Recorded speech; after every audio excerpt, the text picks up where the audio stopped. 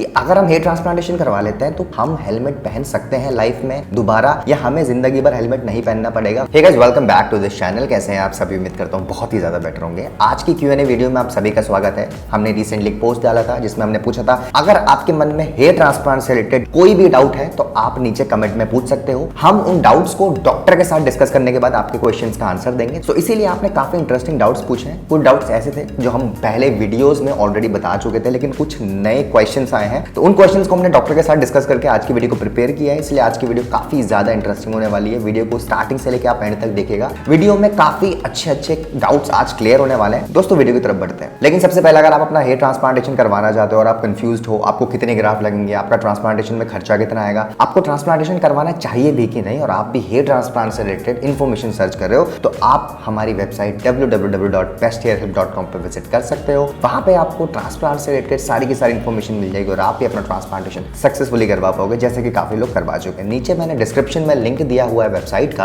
आप वहां पे जाकर हमसे कॉन्टैक्ट कर सकते हो। पहला क्वेश्चन पूछा है एस दर्शन शर्मा ने। Hello Prabhat, I have two questions. First, is that can we put coconut oil on donor area after hair transplant, and second, how many days should we wash transplanted area. ये basically पूछना चाह रहे हैं कि हम क्या donor area में coconut oil apply कर सकते हैं। तो जी हाँ, आप डेफिनेटली ट्रांसप्लांटेशन के बाद डोनर एरिया में कोकोनट ऑयल अप्लाई कर सकते हो, लेकिन कुछ दिन बाद। डायरेक्टली आप नेक्स्ट डे से स्टार्ट नहीं करते। एक सर्टेन डेज होते हैं जिन डेज में आपको सिर्फ लोशन ही अप्लाई करना पड़ता है जो क्लिनिक की तरफ से दिया जाता है। लेकिन अगर हम ट्रांसप्लांटेशन से 7 से 8 दिन बाद की बात करें तो तब आप कोकोनट ऑयल अप्लाई कर सकते हो। सेकंड क्वेश्चन इन्हीं का था कि हम ट्रांसप्लांटेशन के कितने बाद हेड वॉश कर सकते हैं, मतलब ट्रांसप्लांटेशन के कितने डेज बाद हम हेड वॉश करना स्टार्ट कर सकते हैं। देखिए, ये भी डिपेंड करता है क्लिनिक टू क्लिनिक। काफी क्लिनिक्स ऐसे होते हैं जो ट्रांसप्लांटेशन के 2 दिन बाद ही स्टार्ट करवा देते हैं। काफी क्लिनिक 6 से 7 दिन बाद स्टार्ट करने को बोलते हैं। तो ये आपको क्लिनिक पे छोड़ देना है, जो आपको क्लिनिक की तरफ से आपको बताया जाए उसी हिसाब से आपको हेड वॉश करना है, लेकिन 7 से 8 दिन बाद आपको हेड वॉश करना स्टार्ट कर देना है। सेकंड क्वेश्चन पूछा है रेडवन अहमद ने। Hi, do we need to use both finasteride and minoxidil after hair transplant और can we just use any of them instead? Thank. ये पूछना चाह रहे हैं कि ट्रांसप्लांटेशन के बाद हमें फिनेस्ट्राइड और मिनॉक्सिडिल दोनों चीजें यूज करनी पड़ेगी कि क्या हम दोनों में से एक चीज यूज कर सकते हैं। तो देखिए, अगर हम ट्रांसप्लांटेशन के बाद की बात करें तो मिनॉक्सिडिल आपकी ग्रोथ को बूस्ट करने के लिए दिया जाता है, तो आपको मिनॉक्सिडिल यूज करना चाहिए। ये हम भी रिकमेंड करते हैं, और आप किसी भी डॉक्टर से पूछो, आपको कम से कम 6 से 8 महीना मिनॉक्सिडिल यूज करना है ओनली ऑन ट्रांसप्लांटेड हेयर। अगर हम बात करें फिनेस्ट्राइड की, तो फिनेस्ट्राइड का ट्रांसप्लांटेशन से कोई भी लेना देना नहीं है। फिनेस्ट्राइड टैबलेट्स आपके एग्जिस्टिंग हेयर के लिए दी जाती है। अगर आपका प्रोग्रेसिव हेयर फॉल है, आपका हेयर फॉल हो रहा है, मॉडरेट भी है, तो आपको फिनेस्ट्राइड दी जाएगी आपके एग्जिस्टिंग हेयर को रोकने के लिए। तो अगर आपके डॉक्टर ने आपको फिनेस्ट्राइड रिकमेंड की है, you will have to use it. Next question पूछा राज शर्मा ने। Why do some clinic charge so high for hair transplant? It should be made affordable now then seen as luxury only once when rate has come down at common people can show interest. All right, I have got rates from rupees 10, 20, 23, 25, 35, 65 and onwards. I have observed that ones who charge rupees 8 have also done remarkable job. तो basically Raj Sharma पूछना भी चाह रहे हैं और बताना भी चाह रहे हैं कि क्यों क्लिनिक्स बहुत ज्यादा हाई चार्ज कर रहे हैं। क्लिनिक्स को रिजल्ट्स पे फोकस करना चाहिए एज कंपेयर टू लग्जरी दिखाने के हिसाब से, एज कंपेयर टू लग्जरी दिखने के। तभी जो कॉमन पीपल होंगे वो अपना हेयर ट्रांसप्लांट पे इंटरेस्ट दिखा पाएंगे। बेसिकली बहुत अच्छा और बहुत यूनिक टाइप का कमेंट है इनका कि जो क्लिनिक्स हैं जो हेयर ट्रांसप्लांटेशन कर रहे हैं उनको रिजल्ट्स पे ज्यादा फोकस करना चाहिए एज कंपेयर टू अपनी लग्जरी इंफ्रास्ट्रक्चर दिखाने के अलावा। देखिए, एक लग्जरी इंफ्रास्ट्रक्चर होता है। देखिए, इंफ्रास्ट्रक्चर होना बहुत जरूरी चीज है। ऑब्वियसली कुछ पैरामीटर्स ऐसे होते हैं कि आपके क्लिनिक्स में वो सारी चीजें, इक्विपमेंट्स मौजूद होने चाहिए, तभी आप हेयर ट्रांसप्लांटेशन कर सकते हो और तभी ट्रांसप्लांटेशन करना सेफ भी है। लेकिन अगर हम लग्जरी की बात करें तो कुछ क्लिनिक्स हो सकता है आउट ऑफ द बॉक्स जाके कुछ लग्जरी चीजें दिखाते हैं, जो कि आप कमेंट में ही बोल रहे हो। तो ये क्लिनिक टू क्लिनिक वेरी करता है, हम इसमें कुछ नहीं कर सकते। लेकिन आपकी ये बात काफी अच्छी लगी, क्लिनिक सिर्फ अगर अपने रिजल्ट्स पे फोकस करें, लग्जरी चीजें ना भी ऐड करें और एक अफोर्डेबल प्राइस में ट्रांसप्लांटेशन करें, तो वो कॉमन लोगों के लिए ज्यादा कन्वीनियंट रहेगा। आजकल हो भी ऐसा है एक्चुअली। पहले क्या हुआ करता था ट्रांसप्लांटेशन में, अगर हम 5 से 7 साल पहले की बात करें तो 1 लाख से कम में कोई ट्रांसप्लांटेशन करता ही नहीं था। बहुत ज्यादा एक्सपेंसिव प्रोसीजर हुआ करता था। इनफैक्ट कॉमन मैन इस बारे में सोचता भी नहीं करता था, सेलिब्रिटी लोग करवाते थे। लेकिन धीरे धीरे करके टाइम आता गया, क्लिनिक्स ने नंबर ऑफ डॉक्टर्स बढ़ते गए, नंबर ऑफ डर्मेटोलॉजिस्ट बढ़ते गए, टेक्निक्स आने लगी मार्केट में नई नई, और जो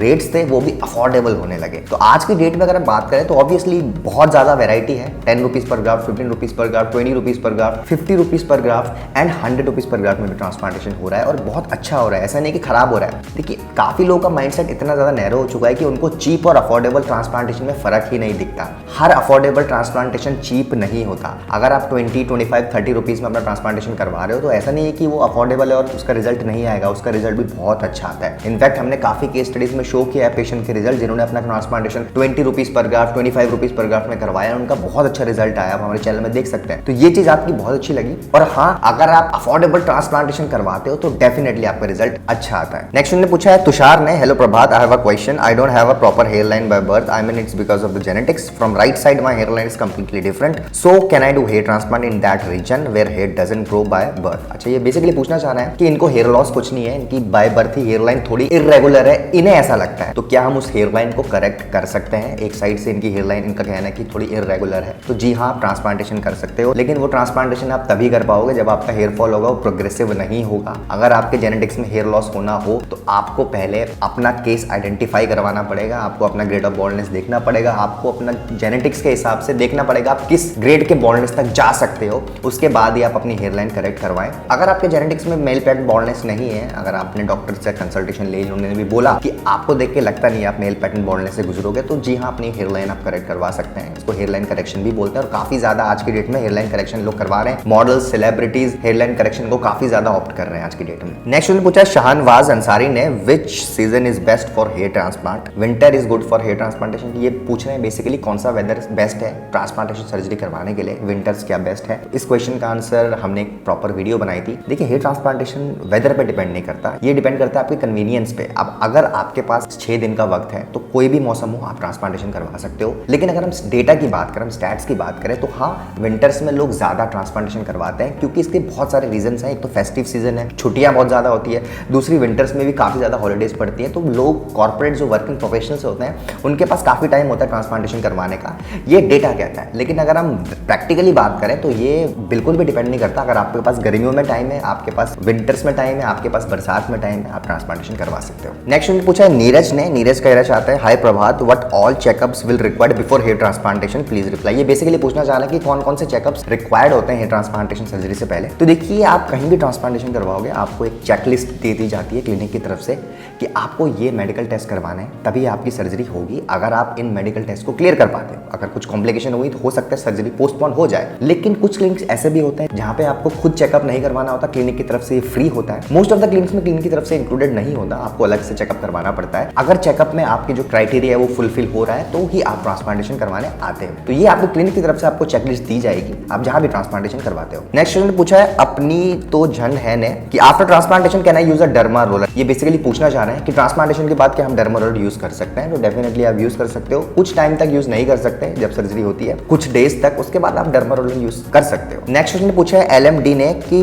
ट्रांसप्लांटेशन के कितने दिन बाद हेलमेट पहन सकते हैं और रेगुलर कैप पहन सकते हैं या नहीं। ये बेसिकली पूछना चाह रहे हैं कि अगर हम हेयर ट्रांसप्लांटेशन करवा लेते हैं तो हम हेलमेट पहन सकते हैं लाइफ में दोबारा, या हमें जिंदगी भर हेलमेट नहीं पहनना पड़ेगा। अगर पहन सकते हैं तो कितने दिन बाद पहन सकते हैं, और रेगुलर कैप की अगर बात करें तो क्या हम रेगुलर कैप भी पहन सकते हैं। इस क्वेश्चन को हमने पहले एक वीडियो में कवर किया है केस स्टडी में, जिसमें मैंने बताया है कि अगर आपका ट्रांसप्लांटेशन हो जाए तो कुछ डेज तक आप हेलमेट बिल्कुल नहीं पहन सकते। जैसे कि 10 से 15 दिन की अगर बात करें ट्रांसप्लांटेशन की, तो आपको हेलमेट नहीं पहनना, क्योंकि इससे आपका स्ट्रेस पड़ेगा और आपके ग्राफ्ट हो सकता है थोड़े डैमेज हो जाए। अगर ट्रांसप्लांटेशन को 10 से 15 दिन हो गए तो आप हेलमेट जरूर पहन सकते हो। और अगर हम रेगुलर कैप की बात करें तो रेगुलर कैप तो आप ट्रांसप्लांटेशन के 3 से 4 दिन बाद भी पहन सकते हो, लेकिन कैप लूज होनी चाहिए, वो टाइट कैप नहीं होनी चाहिए। ऐसा नहीं होना चाहिए कि वो कैप टाइट हो और आपका जो ट्रांसप्लांटेड एरिया वहां पे स्क्रैच हो जाए, तो इस चीज का आपको ख्याल रखना है। नेक्स्ट उन्होंने पूछा है विजय ने, भैया डेंसिटी हेयर ट्रांसप्लांट पॉसिबल है क्या? जी हाँ, बिल्कुल पॉसिबल है। नेक्स्ट उन्होंने पूछा रोहित सिंह ने, भैया मैंने सर्जरी करवाई है और मैं प्रोटीन फूड नहीं खा रहा हूँ, नॉर्मल डाइट ले रहा हूँ, तो उससे कोई प्रॉब्लम तो नहीं होगी। ये बेसिकली पूछना चाह रहे हैं कि मैंने ट्रांसप्लांटेशन तो करवा लिया लेकिन मैं कोई स्पेशल डाइट फॉलो नहीं कर रहा हूँ, मैं बिल्कुल नॉर्मल डाइट खा रहा हूँ, बिल्कुल देसी डाइट खा रहा हूँ, तो क्या उससे मेरे रिजल्ट में कोई प्रॉब्लम आएगी? आपके रिजल्ट में बिल्कुल भी प्रॉब्लम नहीं आएगी। अगर आपका ट्रांसप्लांटेशन अच्छे से हुआ हो, ग्राफ्ट का प्लेसमेंट अच्छे से हुआ हो, ग्राफ्ट का एक्सट्रैक्शन अच्छे से हुआ हो, पूरी की पूरी अच्छे से डेंसिटी दी गई हो, आपको प्रॉब्लम नहीं आने वाली। नेक्स्ट ने पूछा शमशेद अली ने, क्या चेस्ट के हेयर इंप्लांट हो सकते हैं और हाँ तो क्या ये टिके रहेंगे? प्लीज अपना ओपिनियन दीजिए। हाँ बिल्कुल, चेस्ट के हेयर भी ट्रांसप्लांटेशन होते हैं, जिसको बोलते हैं बॉडी हेयर ट्रांसप्लांटेशन। काफी वीडियोस अवेलेबल हैं यूट्यूब पे, आप देख सकते हैं, और ये भी टिके रहते हैं। नेक्स्ट उन्होंने पूछा है ER बैटल ग्राउंड ने, भैया मेरी सर्जरी को 5.5 महीने हो चुके हैं बट मेरे हेयर निकलते ही एक दिन में 30 हेड वॉश में और हेयर भी थिन है, आप कुछ बताइए। मैंने पिछली बार भी कमेंट किया था बट रिप्लाई नहीं मिल पाया। ये बेसिकली पूछना चाह रहे हैं 5.5 महीने हो चुके हैं ट्रांसप्लांटेशन को, लेकिन फिर भी इनका हेयर फॉल हो रहा है, 20 से 30 बाल झड़ रहे हैं हेड वॉश में। तो देखिए, सबसे पहली बात है कि ये तो बहुत नॉर्मल सी चीज है, 20-30 बाल झड़ना, it's not a major issue. और दूसरी बात, अभी सिर्फ 5.5 महीने हुए हैं तो डेंसिटी अभी ऑब्वियसली मोस्ट प्रोबेबली आपकी नहीं आई होगी। डेंसिटी आने में 6 से 8 महीना लग जाता है। आपको घबराना नहीं है, पेशेंस रखिए, थोड़ा वेट करिए, डेफिनेटली आपका ट्रांसप्लांटेशन का रिजल्ट है वो डेंस आएगा। और दूसरी बात, अगर हम हेयर फॉल की करें तो 20 से 30 बाल झड़ना it's not a major issue. Next पूछा आशीष ने, मेरा हेयर ट्रांसप्लांटेशन हो चुका है, 6 दिन हो गया, मेरा डोनर एरिया कल से दर्द करने लगा है, रात में नींद भी खराब होती है, इस वजह से मैं क्या करूं। अच्छा, ये पूछना चाह रहे हैं कि ट्रांसप्लांटेशन को 6 दिन हो चुके हैं, उनका डोनर एरिया पेन कर रहा है। देखिए वीडियो में बता चुका हूं, कभी कभार क्या होता है डोनर एरिया में थोड़ी बहुत आपका इचिंग और थोड़ा बहुत पेन हो जाता है, बहुत माइनर सा पेन होता है और ये 10 से 14 दिन रह सकता है। आपको इसीलिए क्लिनिक की तरफ से कुछ मेडिकेशन दी जाती है, इस पेन को कंट्रोल करने के लिए पेन किलर्स दी जाते हैं। अगर आपके डॉक्टर ने नहीं दिया तो डॉक्टर से बात करिए, हो सकता है वो आपको पेन किलर्स दें। और अगर ज्यादा पेन नहीं हो रहा है तो 10 से 14 दिन के रहता है, घबराइए मत आप। सो गाइस, ये थी आज की वीडियो। उम्मीद करता हूँ आपको आज की वीडियो पसंद आई होगी। अगर आपको आज की वीडियो पसंद आई है तो प्लीज हमारी वीडियो को लाइक करिए, अपने फ्रेंड्स के साथ ज्यादा से ज्यादा शेयर करिए एंड अगर फर्स्ट टाइम हमारे चैनल में आ रहे तो प्लीज चैनल को सब्सक्राइब कर दीजिए, क्योंकि आने वाले टाइम में बहुत सारी ऐसी वीडियोस लाने वाले हैं जिनकी नोटिफिकेशन डायरेक्टली आपके फोन में पहुंच जाएगी। Thank you so much for watching guys.